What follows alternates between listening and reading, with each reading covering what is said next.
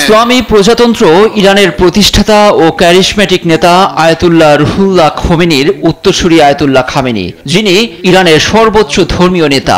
খামেনির হাত ধরেই পারস্য উপসাগরীয় অঞ্চলে ইরান হয়ে উঠেছে আঞ্চলিক শক্তিতে। সম্প্রতি ইরান ইসরায়েল লড়াইয়েও তার হুঙ্কারে শত্রুর বুকে ধরেছে কাঁপন। জীবনের সব আয়োজন এখানে একসাথে। এক সপ্তাহের বেশি সময় আয়াতুল্লাহ আলী খামেনির অনুপস্থিতিতে ইরানের জনগণের মাঝে বাড়ায় উৎকণ্ঠা, চলে নানা গুঞ্জন।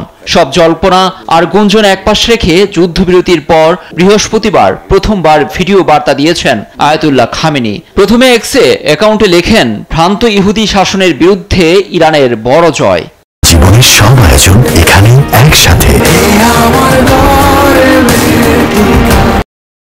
সর্বোচ্চ নেতা ইরানের বিজয়কে আমেরিকান শাসন ব্যবস্থার গালে কঠিন শক্তচর হিসেবে বর্ণনা করেছেন। বার্তায় ইরানের জনগণের প্রশংসা করে আরো বলেন, ইহুদিবাদী শাসন ব্যবস্থা ধ্বংস হয়ে যাবে এই শঙ্কা থেকে তেহরানের বিরুদ্ধে সরাসরি যুদ্ধে জড়িয়েছিল যুক্তরাষ্ট্র।